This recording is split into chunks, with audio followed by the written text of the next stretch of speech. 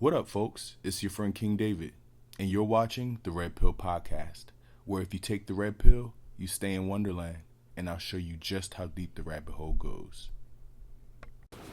Hello, guys, and welcome to episode 2 of the Red Pill Podcast. So, as you know, we're doing a 3-part series titled Mask for Masked. Second part is love and sex. So, gentlemen, let's dive in. First off, I'll have you introduce yourselves. I'll start with you. My name is Jeremiah, also known as Joro. I'm a black gay man and proud. Yes, sir. My name is Devin, better known as Devin, and I'm just hoping I don't say anything I regret. We are. My name is Derrick from New York, also known as Derrick as well. It's crazy. Yeah, kind of on the same wave. So we're going to see how these edits go. And as you may or may not know, my name is King David, rapper, musician, actor, same thing kinda, model, also personality on Bitch Less Dish. And alright, gentlemen, let's dive in. Alright, so the first round we're going to do, right, is a quick fire round. So you guys did not get this in your questions, alright, because I wanted it to be a surprise, something that you had to really think about quickly. Okay. So how this round works, okay, you choose one or the other. You have to pick one. You cannot explain your answer until after everyone has answered for that particular pick. That makes sense? It does. Okay. All right. First one, clingy partner, independent partner. Independent. Okay. All right. Anybody feel the need to explain? Does it need to be? I think we all love a little space and independence. Okay. All right. Mild or wild? Mild or wild? Mild or wild? Ooh. Mild.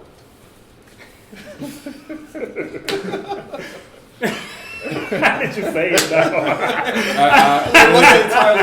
It was a lot. It's still a lot. Okay, I'm staying with mild. Mild? Okay. All right. This is hard because it depends on the category that we're talking about. Well, it's love and sex, so. But in love, mild. In sex, wild. Okay. I'll take it. I'm going to do mild. I'm going to go with wild. Let's go with wild. Okay. Meet the parents or just the mom? The parents. The parents. Definitely the parents. The parents. Okay. Look at you, gentlemen. Quality group here. Okay. On the first night or on the 5th date? Come on, quick fire now. I say 5th date. 5th date. Okay. 5th date. I'm going to say 5th. First night. Come on. You got to choose between the two. I'm going with the first night. Propose to them or be proposed to? Propose. Proposed to. Propose to. Proposed to. Mm-hmm. Raw or rubber? Raw. Okay, all right. Raw. Uh-huh. Raw. Raw. All right. Sorry, Mama. Okay. All right. Husband or life partner? Life partner. Life partner. Okay. Husband. Husband. Husband. Okay. Husband. For me too. Oral or penetration? Yeah. Penetration. Why do I gotta start? Next one, it won't start on you, Joro. All right, go for it. I enjoy both equally, so this is a hard question to answer. You gotta pick one. I'm gonna go with oral. Okay. Penetration. Okay. Penetration. Anybody for need to explain? You said you. What made it hard for you to pick one or the other? Because I have to pick. Yeah. Okay. All right. Okay. Fair enough. All right. So last one. Okay, I won't start with you this time. Okay. All right. J and B or Will and Jada? J and B. Yeah, J and B. J and B. Yeah, at this point. I'm gonna go Will and Jada. I'm gonna go Will and Jada. Will and Jada, I do. I mean, that's explaining, but I understand their situation. Yeah. It makes sense to me. Yeah. And I think the only difference really is that they're a bit more open. Mm-hmm. Right. Like, and I understand in their world, they're kind of insulated and they have to watch their backs. So having an understanding of, yes, we may be intimate with other people, but I know at the end of the day, you are my person. Yeah. Like that's a particular level of trust, honesty, and just so many things into like really fully being yourself with somebody else.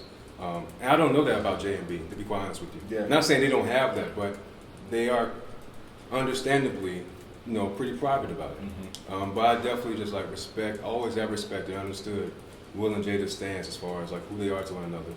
Though, it's not perfect, but who is? Right. But I've always understood it. So I'm gonna go with Jada.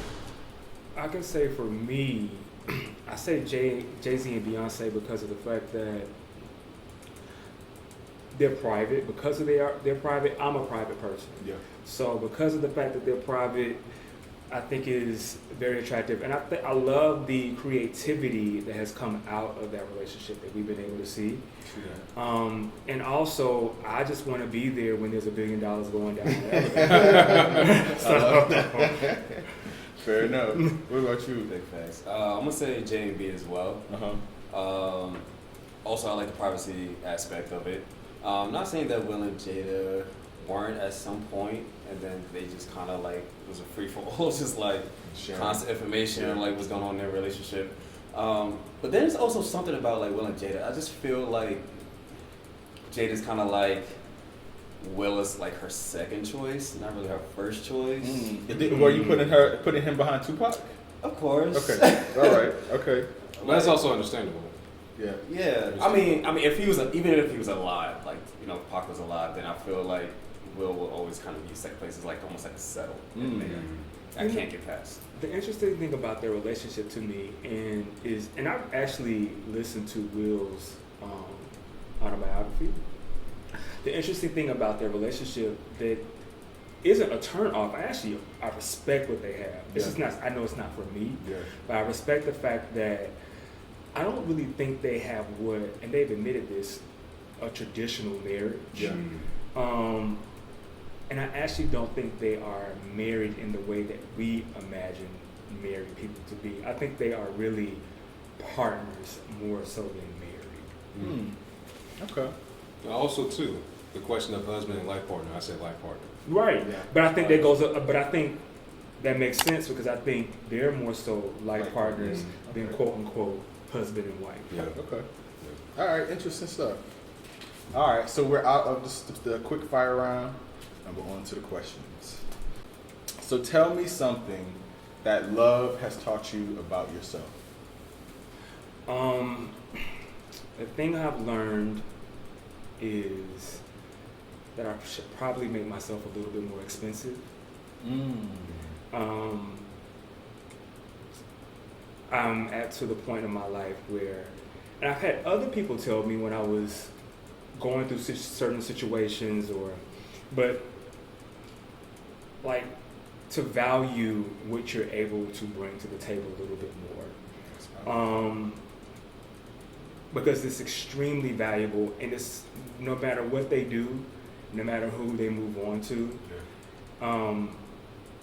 what my experience has been is what I've been able to bring to the table has been priceless, and I really need to, and not to be arrogant or cocky, but I need to own that a little bit more. Just make myself a little bit more expensive. And make you work for it a little bit more. I like that. I think, I know one thing love has taught me is, as far as what I consider to be a great relationship connection, that love alone is not the only ingredient that's required. And another thing that pops up at the top of my head, off rip, is respect of person. And why I think there's so much value in like respecting, not just loving, but also respecting who you're with, is when you like genuinely respect somebody, that it doesn't allow you to act particular ways. Like you understand, I'm also representing them when I'm here. I'm also representing them when I'm there. I won't do this to them because, or I need to tell them this happened because I respect them as a person. Like really absorbing a whole other being into your space. Like, yes, you can be love infatuated, but it takes, what I see as a great relationship, it takes a bit more than just loving somebody. You know, because you can love somebody literally to death by smothering them, etc. It's respect the person, respect of listening what they say that they need more of from you. Like, it's love alone is not enough. That's what love has taught me. That's powerful.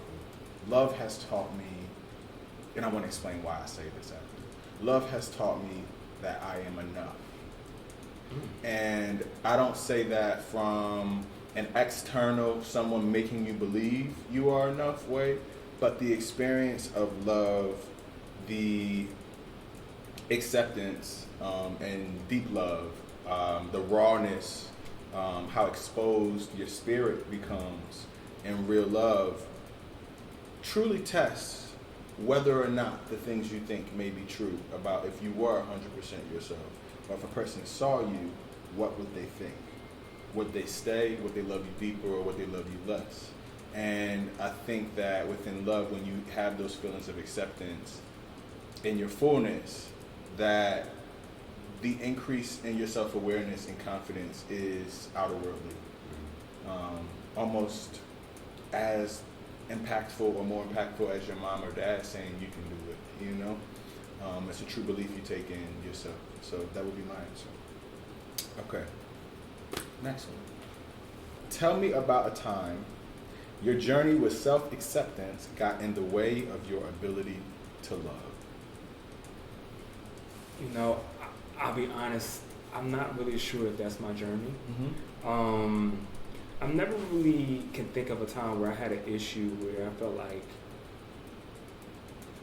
acceptance got in the way of me wanting to love someone. So I think for me, it would have been around the same age. I was probably 17 when I first started dating men. I had a dude he moved to my high school my senior year, his junior year, from Atlanta. And he was masculine and attractive, big boy, you know, right up my alley. And one day we were in the lunchroom. We had become cool throughout maybe October of the school year now. And I see him on BGC. I was like, so I pocketed that, and we were by ourselves. I said, I saw what you was on. It's my way of saying we see each other. And from that point, we went from these cool friends to secretly dating. Now, how this affected my love experience with him was, as he got too comfortable, he stopped focusing on his DL factor of the situation. And I don't know if it was the Atlanta or if he claimed a little more DL than he was before he moved here, you know? But he was more comfortable with if people found out. He had even dated a girl I introduced him to. So I was like, I would think you would have more trepidation with that.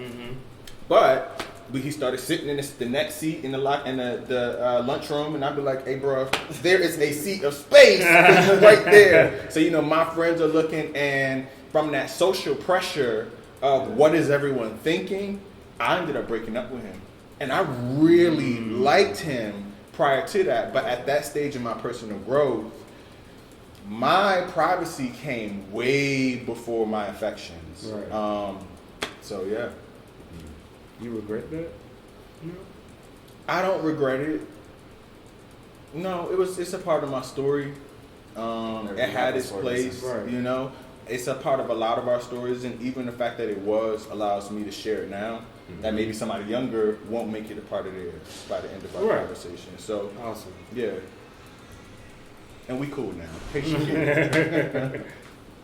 Well, I don't know if I have a specific experience, but I'm just thinking back over my relationships. I just can say in general, when I was in the space of still really finding myself to what I consider to be like the foundational threshold of development. Yeah. When I was still kind of finding myself in a relationship, what I realized happening, especially looking back now, was me not accepting myself, good, bad, ugly, all that. I almost by default really kind of presented a false image of who I was. And so it made it that much harder for my partner at that time to really connect with the real me. Yeah. Right. So of course, obviously, that's going to bring in different, miscommunications in the relationship. And of course, they may not be feeling comfortable. I'm not feeling comfortable because although I think this is who I should be, honestly, I'm still feeling like I'm without. Yeah. But whose fault is that? That's mine. You know what I'm saying? So I think, and then also too, flip it over, being in a relationship where I did really like accept myself and blossom and bloom in that way, to hear your partner say, "I see you." Yeah. That was like having someone as a mirror to not only show you like when you might be messing up, but also when you evolve, when you're growing. Yeah. It was like one of the most like rewarding things for sure. So the lack of self-acceptance really was a really big blockage for me, I can say, in like my relationships in the past, for sure. Interesting. Okay. Have you always believed that you deserved lifetime partnership with the same sex? Why or why not? No. Why? Upbringing. No, gay was not it. So it just wasn't. I had the expectation for myself that I'd be married to a woman. Now that was just the expectation. So, and it also was just drilled in my head by not so much my mother, by my parents for sure. They were and are very devoted Christians, and they spoke specifically to being a gay man. Like that's not gonna be accepted in their household. Yeah. So obviously, I didn't see me dating men. It just wasn't a reality growing up for me. Yeah, I think that's something, when it comes to relationships, period, I grew up in a two-parent household with two parents who are to this day the best of friends. Mm-hmm. So that has been something that has been, funny enough, an amazing pro in my life, but it's also presented somewhat of a con because, like, growing up in that's what I expected to immediately get out of my relationships. Yeah. So I never really thought that I wouldn't be able to have a relationship with the same sex. I always expected that. Mm-hmm. I never knew how hard it would actually be to get one. So that was the part for me that was more of a challenge. But as far as I always expected to be able to have a relationship with the same sex. For me, it kind of like had to kind of grow that way. When I first started dealing with guys, it was kind of like, oh, I just want to fuck and keep it moving. Yeah. And then it kind of blossomed to like, okay, I think I might like, one or two or whatever. And then it was like dating is like, okay, well, I can't see myself in a long-term relationship with, same sex. Then it turned into, it was like, okay, I can see this. But I think it also kind of grew hand in hand with the fact that, I think you had touched on it a little bit earlier, like just kind of value yourself and like, remind yourself that like, what was it, you're more expensive? That's what it was, yeah.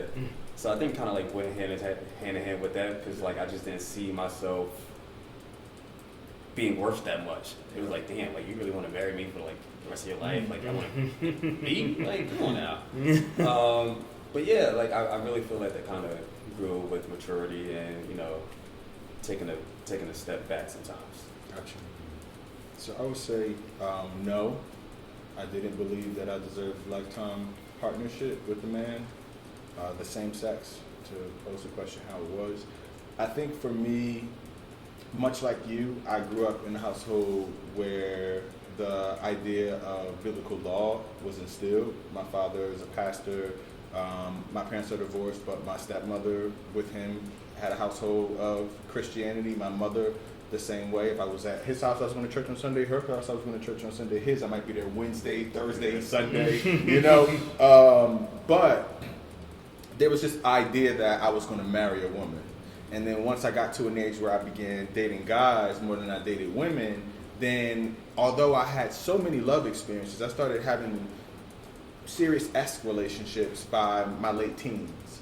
I hadn't fully embraced the idea of finality in the idea of those relationships. They were all boyfriends, and they only had the longevity of boyfriends. It's like, if we make it 3 years, cute, 5 years sounds great, but am I actually intending to spend a lifetime with this person? No, I don't think that's something gay people deserve, based off of how I was taught to see myself. Okay. Wow. And I remember I was 24 years old dating this dude who was 12 years older than me at the time. and he exposed me to a lot of more mature themes of relationship and love. And we go to this wedding together, his friend's wedding. It's a gay wedding, and I'm sitting there, and as I'm watching, and I see his cousins, his mom, his dad, and they're all teary-eyed and clapping, and I'm just like, this is a world where they matter, and where their love is equivalent to the love I see at straight weddings. This level of celebration, I deserve to be celebrated like straight people are celebrated. And I remember I was already recording videos at this time as King David, and I picked up my phone, I shared this message of how I just realized that I want marriage, and I had never thought I deserved this until this moment of seeing some example of another couple, which again is why I think representation and exposure for people like us is so imperative and important, because it can shift how someone even sees their life, you know? So, awesome. Okay. Now, next question. Do you believe your masculinity has made same-sex love easier for you to navigate? Why or why not?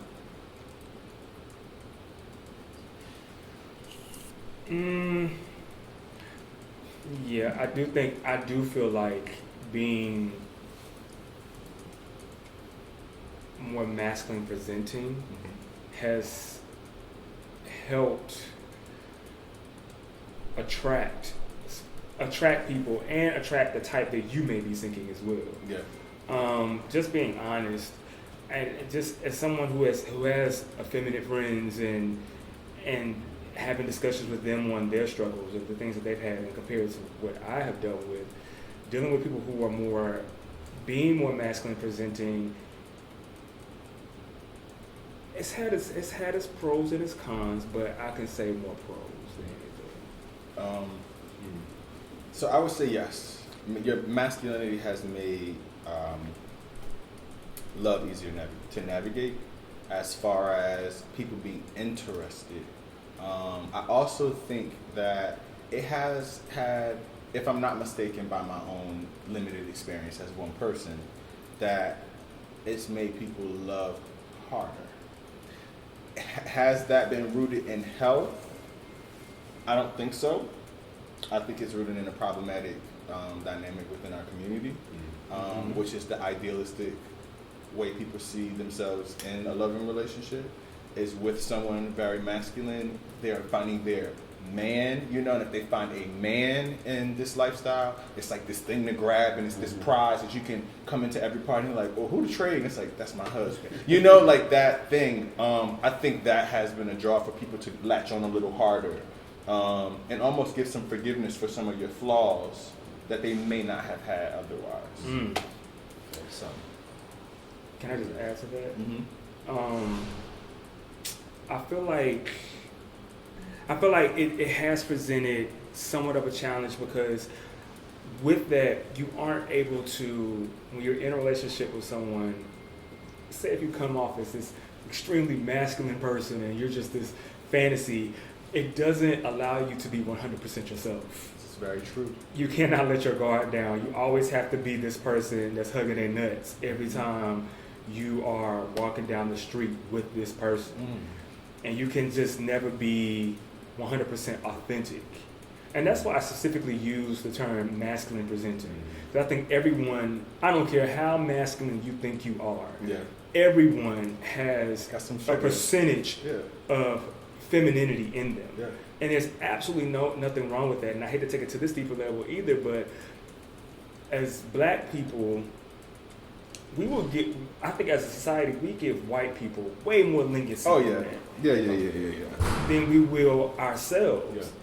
Whereas, and then we know how important black women have been for us, so what is wrong with having some of that energy within us? So, sorry.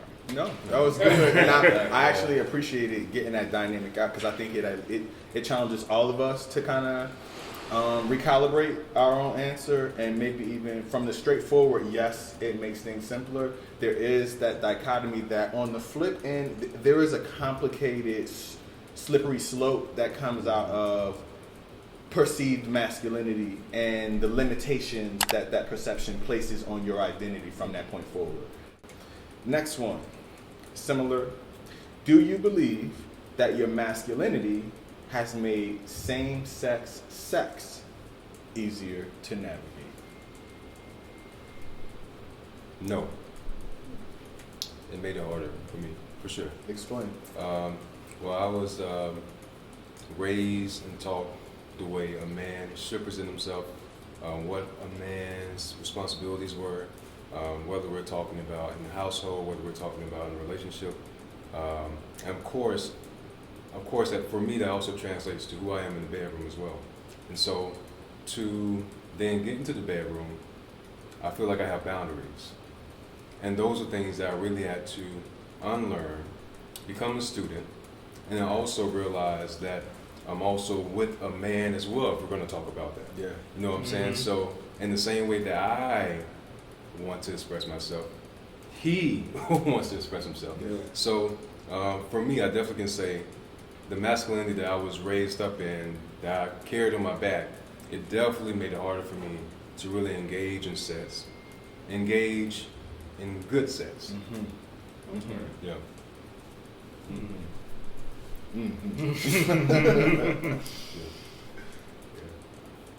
Do you believe that masculine men are more fortunate in finding partnership? Why or why not?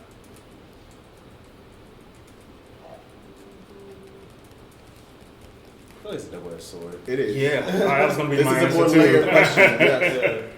Like that's definitely a double-edged sword. But I feel like you kind of answered it too. Like again, I feel like kind of opens up the pool of available suitors, Mm-hmm. but at the same time, you also open up that pool to like people that's not really good for you or the best for you. So it's also a higher risk.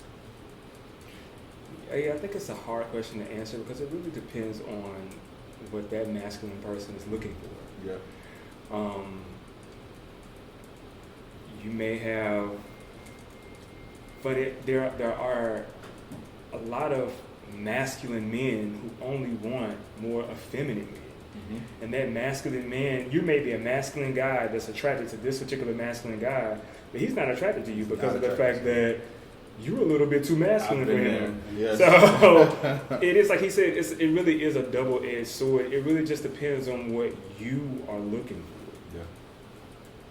So I will say, since I gave a yes answer for my love, I'm going to give a no.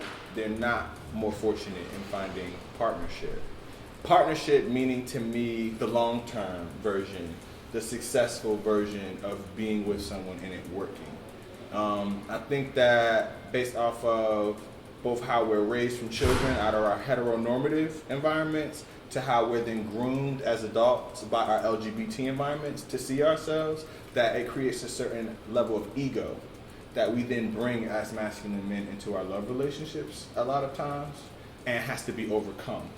And when you put two men battling that together, you typically have a lot of clashing at the earlier stages of ego and pride, and even it can come down to sex. And even if you are willing to play both roles, but it's each person willing to truly submit to their partner in partnership. So I think it can be a bit more challenging than two people who have come to more terms of acceptance within themselves in a full circle way, and then meet, at the eyes. I guess it's like kind of like figuring each other's like roles out. I guuse, because like you said, like we kind of know the hetero relationships and how they're like structured and everything, and I was like, oh, okay, does that do I now do that with my relationship with my man? And it's like, okay, what actually fits into my relationship, what doesn't fit out of that? And none of that fits. Exactly. Yeah, none of what we're taught. Let's be clear, some of the values and character traits of what we're taught to be as men, sure, bring value into our adult relationships. But the structure of who we're taught to be, where we're the head and someone else is going to be more submissive to us, or we make the money and someone takes care of the home, all of these dynamics are shuffled when you get into a same-sex relationship, because you both got to take care of the home. You both have to be good fathers to the children and be present. There is no mom in the house and dad at work. It's a very different split thing. So you kind of got to like throw everything out the window and start fresh. I think you get the point when you kind of nudge to like the quality of the relationships that masculinity kind of like can lead people to. Mm-hmm. And the only thing that's kind of really bouncing around my mind is I feel like we probably all have seen this on social media. You have guys who are masculine presenting, and you find them with a new person every year. So I think that speaks to, and this isn't like judgment, but it is something that I observed. And I think this speaks to, it's easy to catch the fish. Correct. Right. But like, is it sustaining? Yes. You know, and if it's not sustaining, is that because of the ego of the masculinity? Mm-hmm. Is it just because, you know, since I'm a masculine man, I know I can do this, I know I can do that, or like, I don't know. So I guess my answer is yes and no. I don't know. Yeah. I don't know. Well, I think that, like when you said the ego, I think that our experience, especially once we come into the community, it breeds a rigidity in how we carry ourselves, Mm-hmm. a rigidity in how we socialize, a rigidity in how we speak, how we express, how vulnerable we are, you know, how kind we are, open we are. It creates a rigidity that you can't create rigidity in 99% of the places in your life and then you go home and you're nothing like that. You know, there's no person who's the CEO and runs everything in their world and comes home as the most submissive, easygoing person. No, there's still a boss at home and have to work on that, you know? So when we create such rigidity in all these other aspects of our lives as masculine gay men, it transfers over into our relationships. And I think within those relationships, when you kind of see people working, part of that is that relationship is teaching them to grow in their individual, you know, being and not be so rigid. Maybe they start to dance to Beyonce around their partner, you know, but these are the ways that it finally works for us. It's not based in how we come into the game, that it's like, oh, you can get one, but can you keep them, you know? Right. So, cool. Good stuff. All right, next question. Do you believe your experience in love and or sex would be the same if you were femme? I think we kind of answered this. I think so too. Yeah. Mhm. Yeah. I think we can all say the answer is no. Mm-hmm. And I would like to add, how does that make you feel?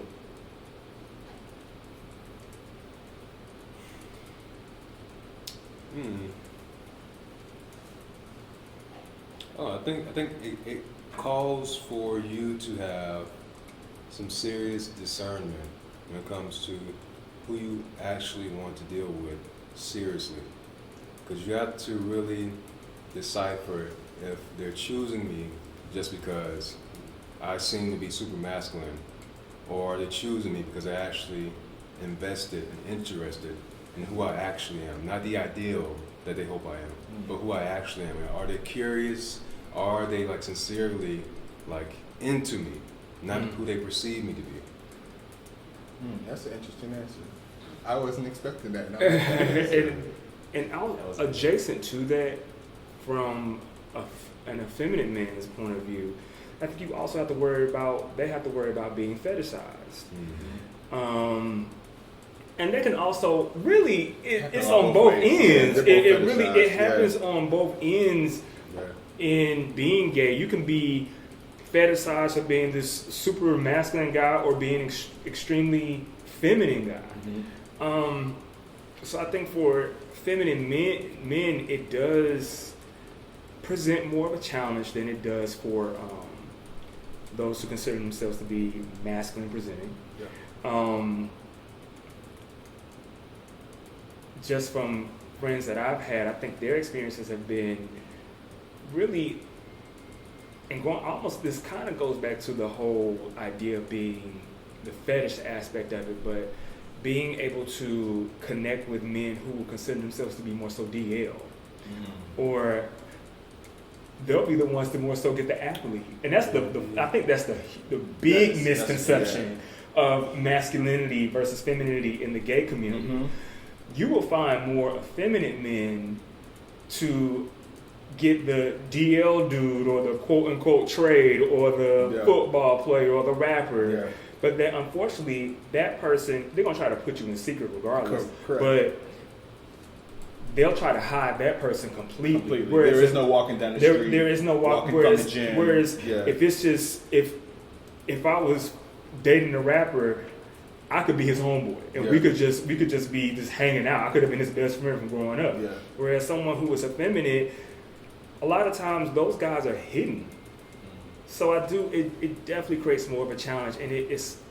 And I hope he does not get mad at me for saying this, but I have a friend that his experiences having to deal with guys who don't necessarily even identify themselves as gay.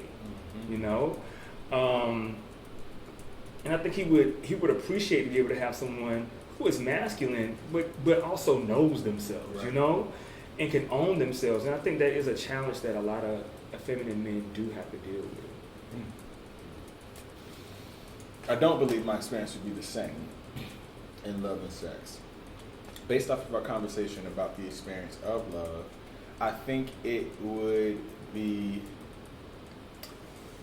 less of a wide open field of the options that I may have had as a masculine individual, but maybe more quality, authentic interests would have been the case. Case by case, you know. On the sex end, I also have like a double-sided thing with that, because as a femme guy, I think I would have had a much time being free about my sexual expression. In a very organic, natural way. I didn't have to work up to it. It would have felt rightful to me. But on the other end, I do have the awareness of even my feminine counterparts complaining about the experiences on a place like Jack, or a social dating site that says no fats, no femmes. Which is so lame. It's very lame. Please stop saying because that. First off, there's a way. There's nothing wrong with anyone having preferences. You know, like if you know certain things that you just jump at or catch your eye, that's cool. But at the moment that you say I like nothing but that, or I don't like anyone who is the problem. Because I could say, oh, I'm not into big guys, and then I come across some nigga that is carrying 280 and he carrying it how I like, and I'm like, well, actually, you know what I mean? Or you know what I mean? Someone could say they don't like dark skinned dudes, and then see what's that dude that woman Carrie Hilson? Ooh, that Senegalese nigga. Oh, Sergio Baca. Nigga see Sergio Baca and be like, I think it's one. You know? So I don't believe in the idea of absolutes, and they're quite offensive because you bring into question someone's value off of one of their traits when there's so many other people who will value that. So I don't think it's healthy for other people's psyches when we say I do not like and then classify an entire group. You can say I have a preference of, or I typically am more into. I've been attracted to people or fell in love with people who didn't fit my typical, classifications. And so there is no absolute in that. But for people who are hiding or fighting with their self-identity, then they draw such a strong line, because if you are anything less than presenting masculine, you may expose what I'm not secure within myself. Within myself. Yeah. Okay. Does your masculinity define how you show up sexually, or has it ever? Why or why not? How I show up sexually? I'll say no. Yeah, I'll say no too. Yeah, I'll put my masculinity first. It's just, I don't know. Okay. No? I don't put my masculinity first either. I would probably put my attraction first before masculinity. Does your masculinity define how you show up? Once upon a time, yes. But now, No. we're happy. My answer would be similar to yours. Once upon a time, yes, it did define how I show up sexually. I don't think I'm at the finish line of that. I think when in partnership, maybe I'm there all the way, but in encounters, it doesn't have to be like a stranger, but even just like consistent hookup type of thing, I think that I still do have power dynamics in my brain and things like that I have to work through. Now, in the past, absolutely, down to like, don't touch my butt, because I assess that as some form of femininity or submissiveness, or me being less macho in someone's perception of me. And just to add to that, and this may be more of a broader answer, but really, a shout out to my friends from college till now because they really helped me be so far removed from such an archaic way of thinking. Yeah. And even how I may approach sexual situations. It's so funny. I always have my friends on my shoulders like, stop. Like this is not the way to think, or you need to think beyond this. So I really, really have to give a huge thanks to the friendships that I've had that made me approach the situations that we are talking about. Specifically, even within this question, it's changed my mindset and the way I would look at them. I wish I was that fortunate. Yeah, because I think even between my masculine counterparts and my less masculine counterparts, there was a lot of like affirming information I received about like not doing certain things, or even jokes about the idea of me doing something that would lean to tell me that I shouldn't, you know, or that there was something, a value I might have if I'm perceived as not doing something, or, you know, I've never bottomed, or I don't give head, or, you know, like I'm a, you know, whatever that is, there was like a good, or stay that way, or if I think it's like, oh bitch, what you doing, you know, versus it just being straightforward and normal. So it created a system in my brain of how I saw myself through that gaze showing up sexually. Stay into the status quo. Yeah, so I really had to break that and work every day to continue to break that. Okay, so do you believe that you've always revealed yourself 100% to all of your partners, past and or present? Why or why not? No, not until now. Like it's really an interesting question. This being forced to look at my past and how I've acted in dating situations, and I don't think I have ever been able to or felt like I could be 100% authentic Devin. And it's, of course, it's out of fear of losing the other person, or them not being as attracted to you, and also wanting to live up to whatever image they may already have of you. So I don't think until now I have freed myself from that, and now I completely show up as 100% me. But that took a very, very, very long time to get to. Thank you. Awesome. Yeah, no, I mean, I say congratulations because it's a big deal from our experience. You know, it's not an easy thing to get to, so it is a big deal. It deserves a congratulations. I think too, like I know for me, I want to be clear. Like I don't think this is like final form for sure. I feel like hypothetically, if say for instance, I'm in my 30s, let's say I have a serious relationship, 30s, 40s, and 50s, like different relationships. I'm sure I would be able to look back at each relationship like, oh wow, I could have worked in this position. Oh wow, I could have worked on that a bit more. Like it's more so about, for me it was about being open to be 100% of whoever I thought I was to be at that point in time, if that makes sense. Yes. So I don't think that there's ever really like a final form, but to even like be bold enough and courageous enough to be like, this is what I genuinely feel right now. You know what I'm saying? Yes. So I think for me, that wraps me up. Like, you were genuine in those moments. Yeah, for sure. I definitely had times I didn't 100% reveal myself to my partners. Majority of my dating experiences looked like that. I would say my last two relationships were the first two relationships that I 100% revealed myself. And I think the last relationship, not the most recent, but the first one was because my partner was gender non-conforming in their personal identity. And they would pimp slap all my problematic ways of thinking and speaking about other people. So it checked how I just generally thought about the world, and also created a space for me to feel very comfortable that whatever I was, they wanted more of that from me. When I moved into my next relationship with a partner who was masculine presenting, I stood firm in that. There was a certain knowledge of myself that I brought into that relationship where they were going to have to accept me 100% in order for it to work. And I think, just to make a statement to our audience, that is an important thing to do, is to stand very firm in who you see yourself as and what values you hold behind that.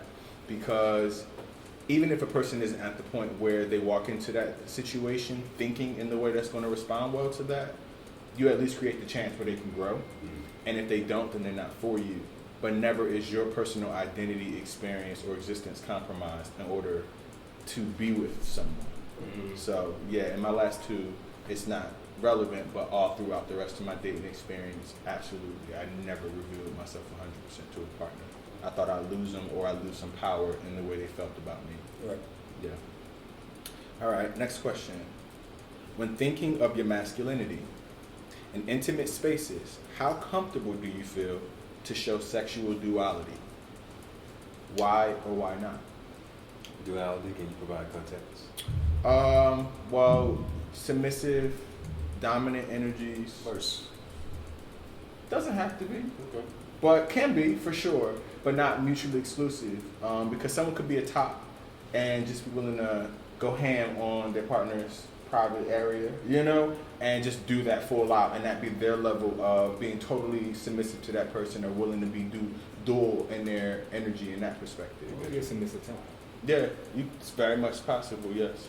So I'll re-ask the question from this explanation. When thinking of your masculinity in intimate spaces, how comfortable do you feel to show sexual duality? Okay, so again, I think that's been a growth process. Mm-hmm. And now I'm more comfortable, but for the longest, no, absolutely not. I felt like I had to be one thing and one thing only to keep whatever situation I was in. Mm-hmm. Now I've had more of an opportunity to explore different sides of myself sexually. And being like, even to the point like, oh, I didn't even know that was in you. Yeah. Welcome to it. Yeah. So it's been very interesting. So I think, again, that's, for me at least, that's just been a journey of growth. Okay. All right. Coming over to you. When thinking of your masculinity in intimate spaces, how comfortable do you feel to show sexual duality? I kind of answered that a little bit too, where I just don't think about my masculinity when I'm in that space. Right. Again, I had that freedom, that range to kind of like explore what I like, what I don't like. So when I'm in that moment, I'm just thinking like, let's figure out how the best time we gonna ever have. Right. You know, for Okay. each other out. So, sorry.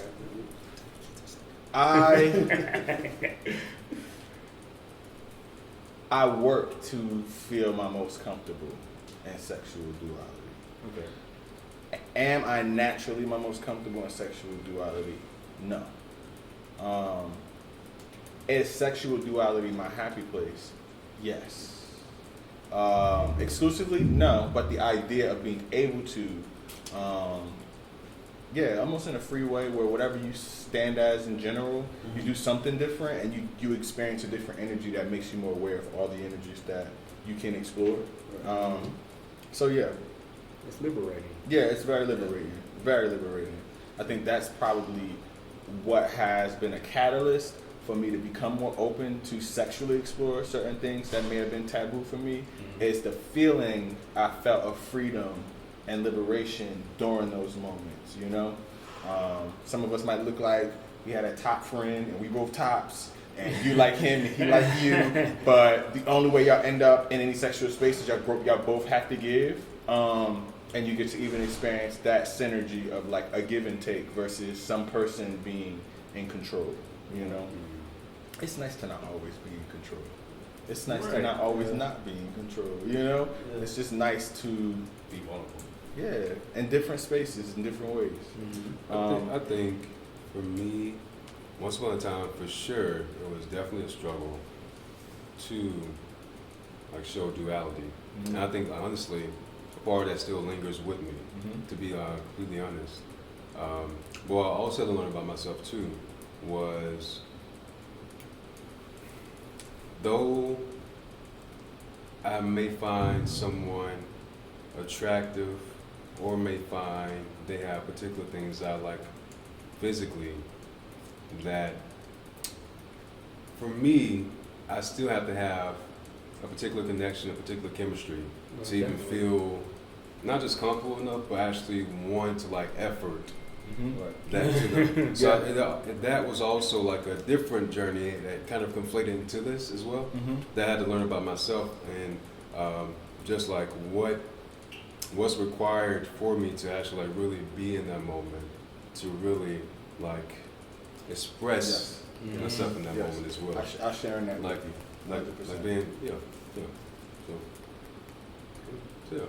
Okay. All right. So, would you bottom for someone who was not masculine? Why or why not?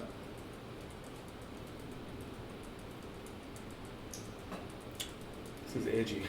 This is the question. How do I not fall on the sword? Where's Madrid? Damn. So I think I would say for me, oh my God, I think for me for sure, like I identifying as a top. When it comes to just like somebody I love, I want to satisfy them. So regardless if they are my equal, they're feminine, what do you want? So the answer to that question would be yes. Like I would want to please you. Okay. You know what I'm saying? Like there has to be that space in there. So Awesome. You're gonna have to go. Okay. This is a hard question. If I'm being totally honest, Be I honest. can't imagine me bottoming for someone who considers themselves, who will label themselves as being 100% this feminine person. Okay. I just can't. I personally. Okay, so cannot wait. see Now let me tell you the wording, because I worded it good. Would you bottom for someone who was not masculine? It doesn't stress their femininity, but they are not masculine. Well, then you're talking about my equal. Then I think you're leaning. Okay, It is leaning away from yourself. Someone less So from masculine. yourself to They're less feminine. masculine than you, but they wouldn't be considered in any form masculine. None of your, if you called them masculine at your friend group, they'd be like, girl. Yeah. It really depends on the energy that I share with that person, Okay. honestly. And I'm not saying that as a PR answer. Okay. It genuinely would be that. Now I would say, So is it at a carnal level, it's more like a no, but at a connective level, you could consider and. a perfect way to put Okay. it. Very well articulated. Okay. Loved it. All right. Yeah, that's exactly what it would be. That's fair. What about you? I don't envision it, Mm-hmm. but then again, you really don't know how people really are sometimes. I guess. Like there was like a skit that Instagram comic had done where he's just like he's on the phone, he's like setting up his hookup. You got the like deep masculine voice, but then like he has his like legs up in the air. Yes. It's like, Tay. yes. So I always think about that. So it's just like, you know, Yeah. but me personally, I want to say probably 7% no. Okay. But because then it's like you said, it kind of also depends on the energy and the vibe too. But I just naturally don't see. For me, the answer is yes, I will bottom for someone less masculine than me or who was not masculine. And that is because of that being a traditional standard of masculinity. And when I said before that one of my previous partners was gender non-conforming, there were certain things in his personality that were way more masculine than me. And even if that was emotionally, how responsive or bothered he could be by something, or like very aloof and chill, I was more involved. So he was more masculine in that respect.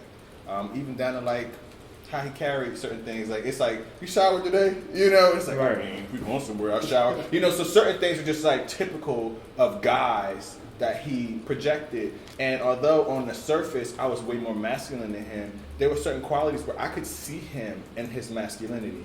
Sure, I could realize that someone else was like more outwardly projecting masculine, but I could acknowledge what in him was a man for him and be attracted to that. So, you know, there are many factors that attract us to a person. It could be body parts, it could be their face, it could be their energy. But if someone is the sum of the things I'm attracted to, I don't have an issue being like in a versatile interaction with them, with the contingency of a social awareness we all have, which is that people will try to hold that against you as a masculine man. If you let someone less masculine than you, especially depending on how effeminate they you know, present, I do find myself having to consider whether that person I would do it with is messy or not, and what they would use that information for. It should not matter, it should not have power, but it still does have a social power that that person can misuse that information and it do nothing against them but work against me and how people perceive that. So, yeah. Okay, I got a deep one for y'all. Oh, All right, so take a deep breath. Ready yourselves. What was your most traumatic experience in love? And what did it teach you?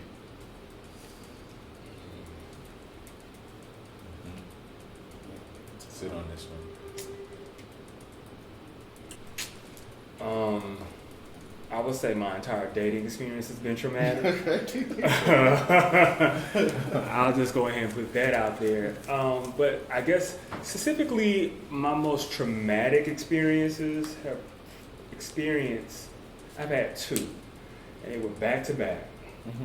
I always joke I've been nervous since 2015. And it wasn't like I won't even say it wasn't a physical abusive relationship. It wasn't like a verbal abusive relationship, but just one of them. The first one, I just never felt like I was enough, and I think a lot of it I put on me. Like I was very neurotic in that situation because I just felt like this goal I was trying to get to with us, I could just never get to, and it always felt like it was dangling in my face, but I could just never get to it. And the second situation was just emotionally, the first one was worse, but if I were to list everything out in the second situation, it was way worse. It was way worse. Yeah. But the first situation had been so traumatic that the second one wasn't as bad. It didn't hurt as bad. So, and what did it teach you? To be alone.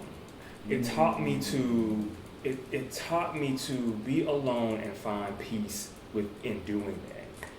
And it also taught me how to create boundaries. But the main thing it taught me was to be alone, and that's how you will find peace. You genuinely find peace. And once you find that genuine peace, you'll protect that. So anyone else that comes into your life, they're only contributing to that peace and not creating peace. Absolutely. I don't think I've really experienced trauma in a relationship, to be honest. I do think I've caused trauma. I know I've caused trauma. The interesting story is this was my last girlfriend, and essentially she found out that I was sleeping with a dude. Yeah. And when that happened, of course I was still, this is like during college, I was still pretty conflicted, you know, what I wanted, who I was, and I really was going back and forth.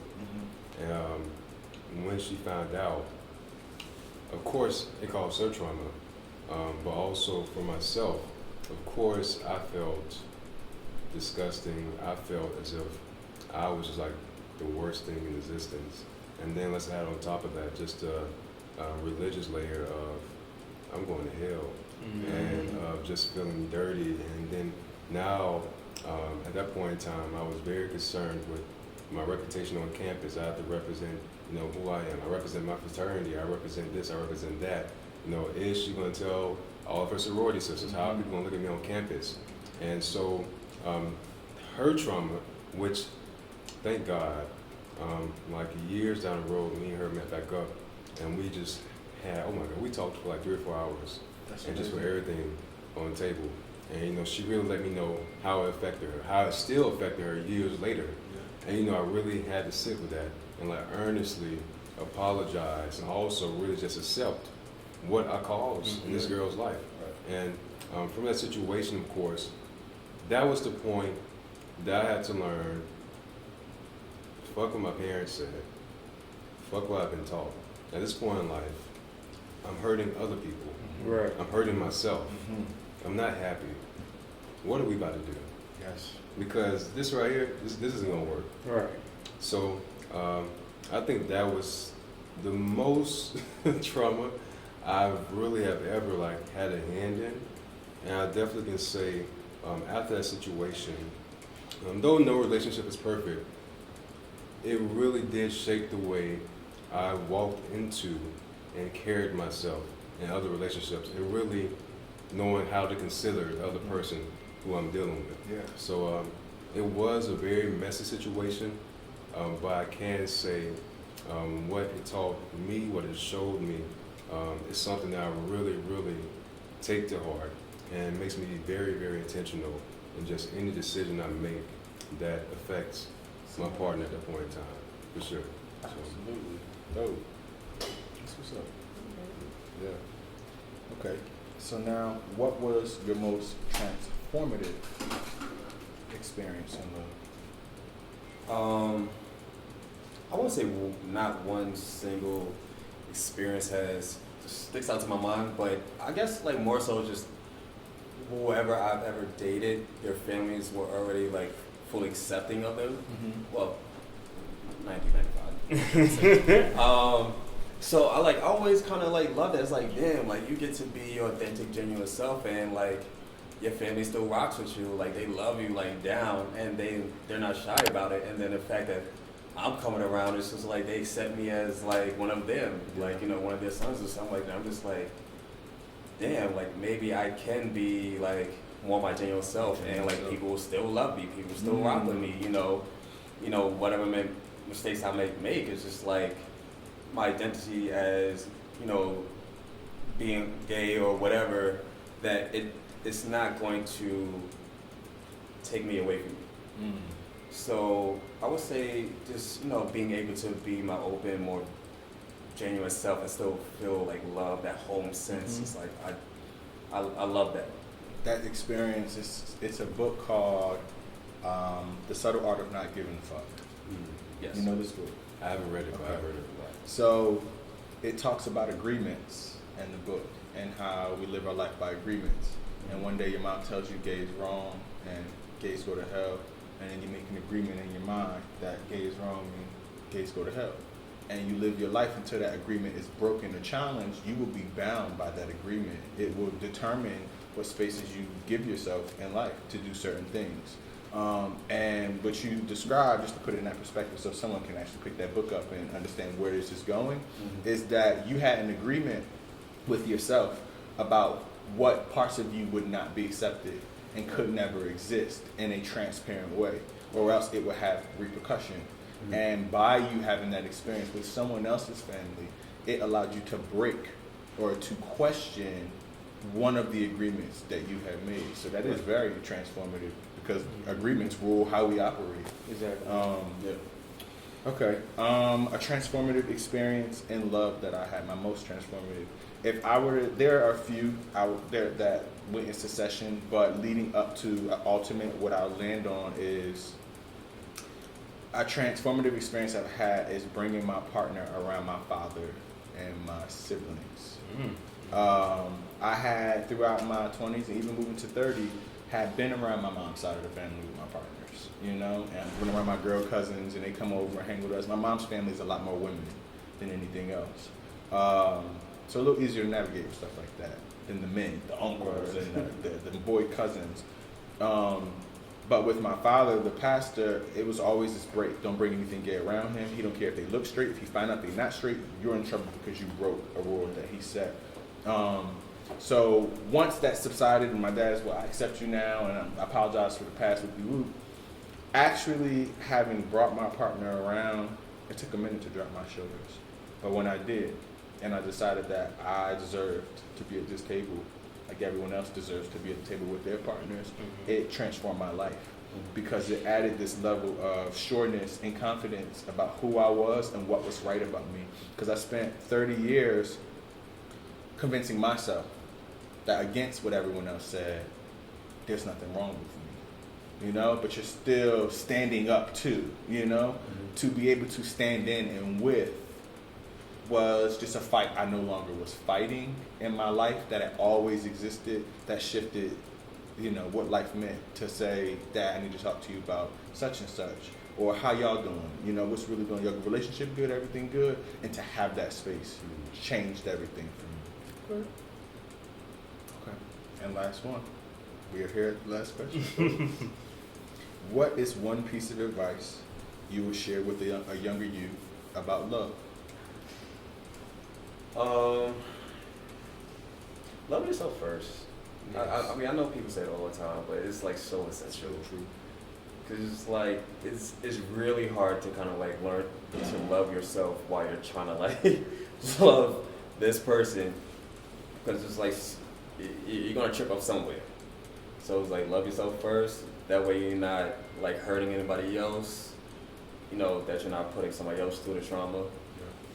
Yourself through the trauma. Just, yeah, take the time to love yourself. Be okay with being alone. You know, just learn what makes you tick, what you like, what you don't like, and then carry that into the other aspects of your life, including love. So that way you're not like wasting your time and wasting somebody else's time trying to figure out if you really like this person when you really don't even know what you like. Yeah. Max, how about you, Derrick? Definitely that. Value yourself more. Because you don't know how much you really should be valuing yourself way more than you are right now. And also, love is great. Love is an amazing thing, but it isn't going to change your life the way you think that it is. Like, you right now, young Devin, you think once you get this love, then you'll be out here feeding the homeless. You'll be out here finding this amazing career, but you have to find love first, and that's going to motivate you to do all these amazing things in life. And it's not. You're going to have to love yourself first. You're going to have to love yourself first, and if you love yourself, you will achieve all the success that you want, and you will achieve it so much sooner. Yeah. If you understand this, because love from another person is going to come one day, but you have to love yourself first. Yeah. Good. I would say, what I would tell my younger self about love, a piece of advice is it doesn't have to work out. Most of them are not going to, and they're not supposed to, and that's the divine and perfect order of how this whole love and dating works. A lot of the love experiences you are going to have are the stepping stones and what brings you more awareness of who you are and what you actually want and need. And be okay when one ends, because as long as you feel like you're bigger and better from that, if you're more knowledgeable, you're more capable, then you're on your right track. So, yeah, it's going to work out, but stop chasing it, you know? I love that. I love it. I think for myself, I definitely would tell myself that like, love isn't a reward for finding yourself or developing yourself. Love isn't like an item on the checklist of your life being complete, of your life being more exciting. And allow it to come when it does. Don't rush it. Don't feel pressured. Allow life, God, the universe to bring it, or you pursue it one time, but this is just, there's no rush at all. No rush at all. Yeah, that's most definitely what I tell myself, for sure. Listen to older people. Yes. Listen to old people. Yes. Because we thought they didn't know nothing. Like, damn. Y'all don't understand. That's why That's different times. Your point was so interesting. Like, love isn't always gonna work out. And I feel like a lot of the trauma that a lot of people find themselves in when it comes to relationships, marriage, is they're holding on to something. They're holding on past when life is telling both of you, hey, maybe right now you should be separate. Yes. It may not be final, Yeah. but right now for sure, it's been sitting with you both for some time before you start to resent one another, before somebody cheats or does something that's outside of what y'all agreed to. Ooh, right now, while there's still respect, while there's still trust, while there's still genuine love, take a step back. So I love that because Yes. I feel like we're so married to, this is my forever love. Yeah. I mean, that's the goal, but also you still need to get a little bit of distance. Yeah, and even forever can happen in phases. It doesn't. It's not a constant all the way through. We were always together, and that made us forever. I just want to piggyback off what you said just real quick because it's so powerful. To my younger self, we have to know when to step back, unconcerned with what the future of that relationship will look like. Because there's a certain self-honor that determines whether anything in your life is going to work. If it dishonors you by your action, it will not work. So while you may be squeezing onto this person, this thing, because what if y'all don't get back together, it can be crushing your life out of everything because one, you're dishonoring you, and that goes against the whole value system of how God created this earth around us. You're not going to get good out of dishonor, period. So sometimes just taking that step away provides the space, maybe for that person to realize what they can't do to you, and then they won't.